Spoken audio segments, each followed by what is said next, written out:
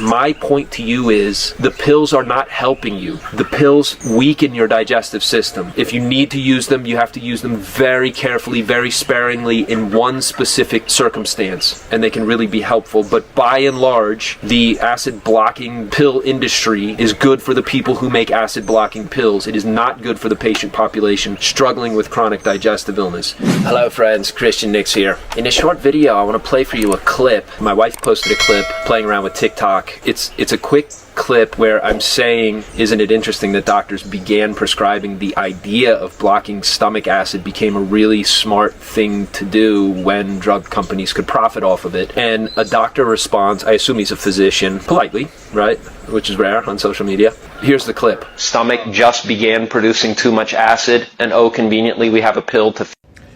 So I had to correct this creator here because he actually doesn't understand medical history. Before we understood H. pylori and PPIs, surgery was the primary treatment for peptic ulcer disease. Surgeons like myself used to have to cut out half the stomach to reduce the amount of acid it produced. And we did this because people used to die and still do from peptic ulcer disease. Since the development of antacids, surgery for peptic ulcer disease is far less common. And for most people, taking a pill is a much better option than going through a major operation. So now you know there is no drug company conspiracy. And he's calling me to book on, yes, but these acid blocking pills save lives in the case of peptic ulcer disease. Now, if you don't know what peptic ulcer disease is, that's when you bleed from an ulcer, right? You burn a hole in your stomach and you bleed, and you can bleed to death from this. I mean, you can die from it, there's no question. I'm highlighting this, and I think intelligent viewers can understand the argument, but let me help articulate exactly what you're seeing in the clip, and then why, of course, he's wrong, right? In the context of what I'm trying to say about acid blockers. It's not exactly the point, but that this is a typical tunnel vision response. I assume he's a physician. I don't know that he is, but I assume that he's a doctor. And it's like, yes, in the specific narrow case that he's talking about, like, how many people die of peptic ulcer? I don't mean now, thanks to these magical pills. I mean, how many people died of peptic ulcer pre, 1970s when the drug industry came up with acid blocking medications? Like, millions? Like, did 50 million people a year die from peptic ulcer disease, right, before the 1970s? How many people really die from bleeding to death from an ulcer and were really benefited by these medications? A doctor sees that and justifies, right? Obviously, if he's a physician, he went to medical school and he gave up some of the best years of his life, he's going to point out the kind of extreme case. And I don't really have any argument against it. Like, fair enough. Like point taken, right? If your choice is between bleeding to death with an ulcer in your stomach and taking a pill, then obviously those pills are helpful, right? I actually tell people that they're helpful too. I actually make a case for when you should take an acid blocker in a way that doesn't destroy and weaken your digestive system, right? And that if you're taking them any way other than what I'm telling you, you're probably disrupting your digestive system. You're probably harming your digestive system. Whereas if you need to take one and you take it at a special time, then your body really benefits from it. So it's not even that I'm against the pills themselves, but that this is such a typical response from a doctor, or at least somebody who is part of and benefits from being part of the mainstream medical system, which is he's going to point out this sort of fringe scenario in which, yeah, but this guy's wrong, meaning me, because acid blockers are actually good. It's like, no, the point is 50 million odd people just in the US have regular acid reflux.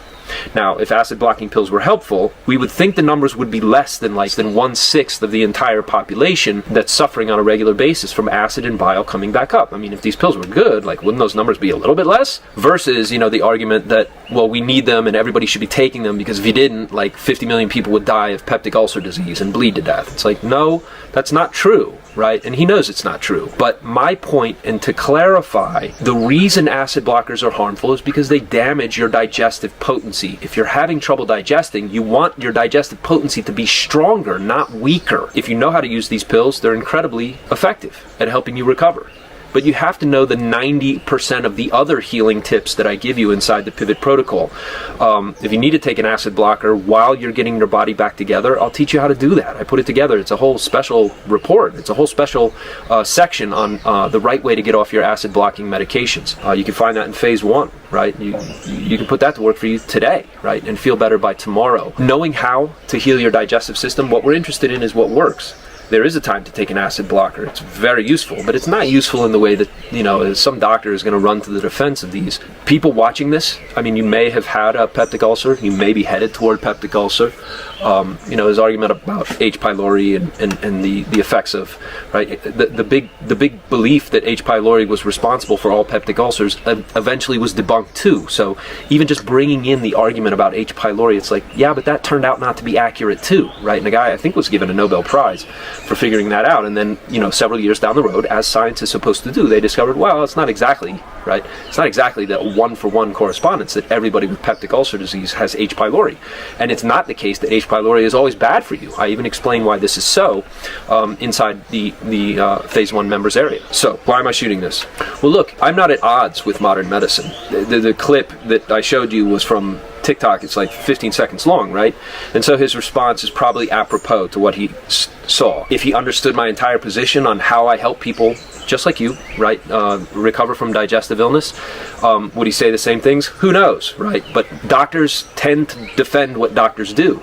It's not hard to figure out. My point is, what doctors do is very valuable, but they're trained to see especially chronic conditions through a very narrow focus, a very narrow lens. They don't understand chronic illness quite in the same way as I did when I learned from my mentor and went on my own journey in medicine, and the learning that I gained from ancient medical systems that really have very clever, very useful, very empowering ways for you to figure out what's going on inside your body and have the power to actually change your own symptoms and heal your body from within. I say you can do that without pills, and you can, but it doesn't mean that you wouldn't use a pill in the right situation at the right moment for the right reason to get the right effect, right? To help the body heal. So that's it. To me, it was humorous. It's a funny thing to see, you know, doctors take up the cudgel on behalf of their own position when the evidence so clearly indicates that modern medicine is just not cut out for chronic illness. If you have a chronic digestive disease, you've been to the doctor over and over again, you don't need anybody to tell you that it's not working, okay? If you need to take an acid blocker because your doctor diagnosed you with peptic ulcer disease, then God bless this man, and hat tip to him for pointing that out. However, right, the tens of millions of people who are stuck with acid and bile coming back up into their mouth and esophagus, and, you know, risk of Barrett's esophagus, and just the whole unpleasantness of digestive illness like acid reflux. My point to you is the pills are not helping you. The pills weaken your digestive system. If you need to use them, you have to use them very carefully, very sparingly in one specific circumstance, and they can really be helpful. But by and large, the acid blocking pill industry, right, is good for the people who make acid blocking pills. It is not good for the patient population struggling with chronic digestive illness. If you did have a peptic ulcer and you had to take an acid blocker while it healed or something like this, well, you would know that, right? That would be a specific scenario where that would a smart thing to do. If you have chronic digestive illness and you've taken acid blockers for 20 years, that's a clue that they're not working. And the truth is that if you're taking acid blockers month after month, year after year, just to get through your day without vomiting up your food, right? Obviously, that's an indication that something is out of balance, right? Something worse is going on. You don't just have acid reflux, you have multiple bad things going on, and that the Pivot Protocol is really designed to help you, the individual patient, fix yourself. There's really no other program like this. So if you haven't gotten started, I hope you'll click below. There's a quiz. You can take a quiz and find out about your reflux type. If you are a member of the Pivot Protocol, thank you, first of all. And I have more and more information on how you can really fix your chronic conditions that I'm putting together and coming out with even as I'm recording this. So stay tuned for that. There's also a link to the free training below. It's a quick 35-minute webinar that really takes you through the 4 types of acid reflux and the important things you need to know about that. It's a very good way to start your healing journey. And so that's enough out of me. Thanks very much for watching, and click below. I hope to see you inside the Pivot Protocol.